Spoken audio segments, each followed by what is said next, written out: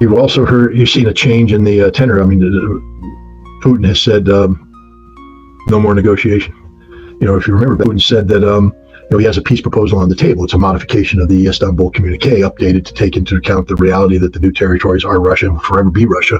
But other than that, Russia's willing to do everything they talked about in the Istanbul communique. But he said this isn't going to be on the table forever. And when we take it off, it's never going back on.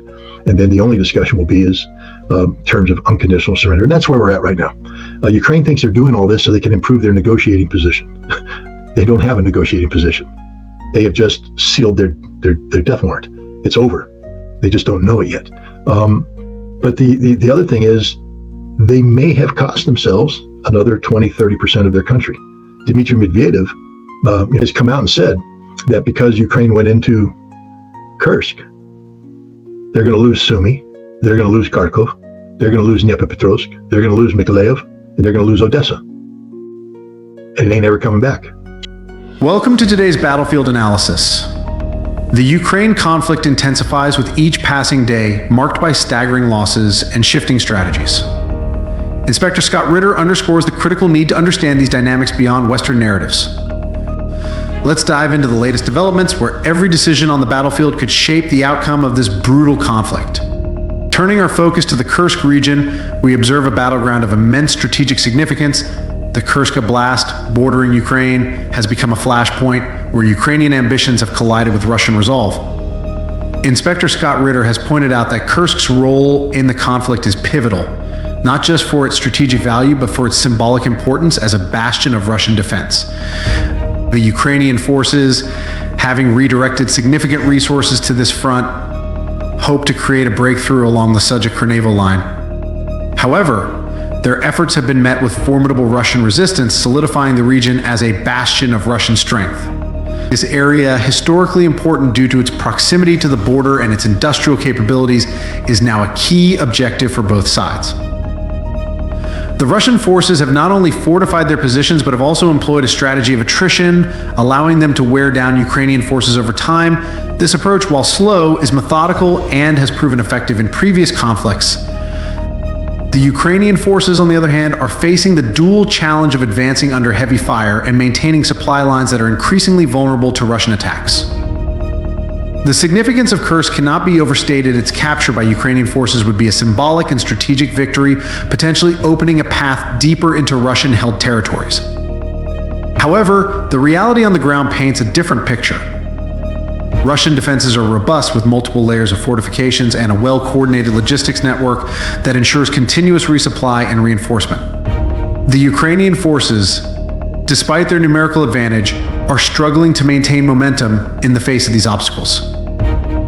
The Sudzha-Krnevo line, in particular, has become a killing field where Ukrainian advances are met with concentrated artillery fire, making it one of the most dangerous sectors in this conflict. The broader implications of this battle are clear. A Ukrainian failure here would not only weaken their position on the front lines, but could also embolden Russian forces to launch their own counteroffensives, reversing any gains Ukraine has made elsewhere. Kursk is more than just a military objective, it's a symbol of Russian resilience and a test of Ukrainian resolve. As the Kursk front stabilizes, another area of interest comes under the spotlight, the Eastern Front, where Russia continues to press its advantage. The Kharkiv region, a focal point of contention, has once again become the scene of fierce clashes. Ukrainian forces, despite facing relentless pressure, attempted a counteroffensive earlier today. This move, aimed at reclaiming lost ground, was met with a formidable Russian defense. The Ukrainian push near Lybok, a critical junction, was swiftly repelled, resulting in heavy losses for Kiev's forces. This isn't just a setback, it's a clear indication of the challenges Ukraine faces in regaining control of strategically vital areas. The Russian forces, well prepared and deeply entrenched, have proven their capability to not only hold but to counter any Ukrainian attempts to breach their lines. These developments underscore the reality of the situation. Kharkiv remains a contested region where every inch of ground is fought over with tenacity. The Ukrainian forces, despite their resilience, are up against a Russian military that has adapted to the terrain, reinforced its positions, and utilized its superior artillery to devastating effect. The losses in armored vehicles alone are a testament to the effectiveness of Russian anti-defenses. What we're witnessing here is a classic example of a well-executed defensive operation where the aggressor is forced into a costly retreat. This battle for Kharkiv is not just about territory, it's about momentum. Ukraine's inability to gain ground here could have wider implications for their overall strategy, potentially forcing them to reconsider their approach or risk further attrition. The Kharkiv front is a microcosm of the larger conflict, one where tactical brilliance, rather than sheer numbers, often determines the outcome. The Eastern Front, stretching from Bakhmut to Zaporizhia, remains a theater of intense conflict where Russia's tactical superiority is increasingly evident. Over the past weeks, Russian forces have executed a series of calculated offensives designed not just to seize territory, but to systematically degrade Ukraine's military capabilities. In Bakhmut, a city that has become synonymous with brutal urban warfare, Russian troops have made significant advances, pushing Ukrainian defenders out of key positions and tightening their grip on this strategically vital area. Russian tactics here are multifaceted, combining relentless artillery barrages with precision strikes from advanced aircraft like the Su-57. These stealth fighters have proven to be a game changer, evading Ukrainian air defenses and delivering devastating payloads deep behind enemy lines. The psychological impact of these strikes cannot be underestimated, as Ukrainian troops find themselves under constant threat from an enemy they cannot see or effectively counter. The destruction of Ukrainian air defenses in this region has further tilted the balance in Russia's favor, allowing them to operate with near impunity in the skies above the Eastern Front. Zaporizhia, another critical sector, has seen a similar pattern of Russian dominance. Here, Russian forces have not only repelled Ukrainian attacks, but have also launched their own counteroffensives targeting key logistical hubs and communication lines. The use of long-range missile systems has crippled Ukraine's ability to resupply and reinforce its frontline troops, leading to a gradual erosion of their defensive capabilities. This approach, while slow and methodical, is designed to sap Ukrainian strength, forcing them into a war of attrition that they are ill-equipped to win. The Eastern Front serves as a stark reminder of Russia's strategic patience and its ability to adapt to the evolving dynamics of the battlefield. By leveraging its technological advantages and superior logistics, Russia is slowly but surely grinding down Ukrainian resistance. The implications for Ukraine are dire with each passing day. Their ability to sustain their war effort diminishes, while Russian forces continue to press their advantage, inching closer to a decisive breakthrough.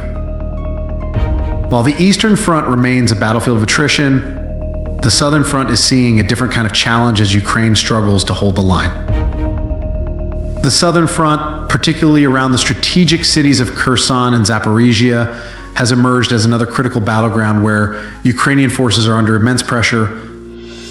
Despite their best efforts, Ukrainian troops have been unable to mount a successful counteroffensive, largely due to the overwhelming firepower and tactical acumen of Russian forces. The situation in this region is a stark contrast to the early stages of the conflict when Ukrainian advances were more frequent and celebrated. Now the tide has turned, and Russia is asserting its dominance with a series of well-coordinated attacks. Kherson, a city that has changed hands multiple times, is once again at the center of intense fighting. Ukrainian forces, determined to hold their ground, have fortified their positions, but these defenses are being systematically dismantled by Russian artillery and airstrikes. The use of advanced weaponry, including long-range precision missiles and drones, has allowed Russia to strike with devastating accuracy, targeting Ukrainian supply lines, command centers, and troop concentrations. These strikes have not only inflicted heavy casualties, but have also disrupted Ukrainian operations, making it increasingly difficult for them to sustain their defense. Zaporizhia, another key city, faces a similar fate. Russian forces have been relentless in their pursuit of Ukrainian positions, employing a combination of ground assaults and aerial bombardments to weaken Ukrainian defenses. The recent introduction of new Russian military hardware, including the latest generation of armored vehicles and artillery systems, has given them a significant edge in this theater of operations. Ukrainian attempts to push back have been met with fierce resistance, leading to heavy losses in both personnel and equipment. The struggle for the Southern Front is not just about territory, it's about survival. For Ukraine, the stakes couldn't be higher. Their failure to hold these key cities would not only mean a loss of strategic ground, but could also lead to a collapse of their defensive lines in the south, opening the door for a broader Russian advance. The psychological toll on Ukrainian troops, already stretched thin and suffering from attrition, is immense. The Southern Front has become a crucible, testing the limits of Ukrainian endurance against a determined and increasingly dominant Russian force. As Ukraine's losses mount in the south, a broader geopolitical dimension emerges, drawing in neighboring regions and amplifying the conflict's complexity. Mr. Scott always highlight the unsustainable casualties of Ukraine. Their staggering losses yesterday, 2,265 casualties, 26 tanks, 40 armored vehicles, and critical UAVs highlight the dire situation. These aren't just numbers, they represent a strategic disaster that threatens Ukraine's ability to sustain its defenses. Russia's strategy of attrition is grinding down Ukrainian forces, shifting the war to one of endurance. As the conflict drags on, Ukraine's chances of holding out grow slimmer. Thanks for watching and stay tuned for our next episode.